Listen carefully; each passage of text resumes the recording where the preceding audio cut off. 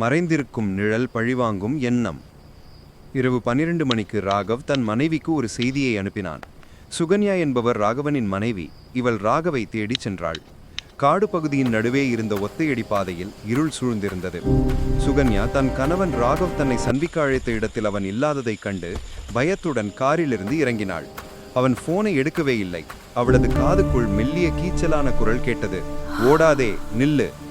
திடுக்கிட்ட அவள் டார்ச் ஒளியை அடித்தபோது அடர்ந்த புதருக்கு அருகில் ராகவின் கார் சாவிகள் இரத்த துளிகளுடன் கிடப்பதை கண்டாள்.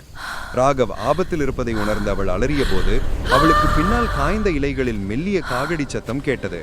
நிழலுக்கு பின்னால் ஒரு உருவம் மறைந்து நிற்பதைக் கண்டு உயிர் பயத்தில் அவள் தன் காரை நோக்கி ஓடினாள். அவளை பின்தொடர்ந்த உருவம் மின்னல் வேகத்தில் அவளை நெருங்கியது. காரின் கதவை திறக்க முயன்றபோது அவளது கழுத்தில் ஒருவர் கை வைத்தது போலிருந்தது. ஓடாதே, ராகவ் இனி வரமாட்டான் என்று அதே மெல்லிய குரல் அவளது காதில் கேட்டது. சுகன்யா தன் கையில் இருந்த டார்ச் ஒளியை அந்த உருவத்தின் மேல் அடித்தாள். ஒரு கணம் நிலைகுலைந்த அவன் மீது தன் முழங்கையால் பலமாக தாக்கினாள். போராட்டத்தின் அந்த ஒரு நொடியில் அவள் அந்த உருவத்தின் முகத்தை பார்த்தாள். அதிர்ச்சியில் உறைந்து போனாள் சுகன்யா. எதிரே கத்தியுடன் நின்றிருந்தவன் தன் கணவன் ராகவின் நெருங்கிய நண்பனும் அவளது நம்பிக்கைக்கு உரிய அரவிந்தன். அரவிந்தா, நீயா?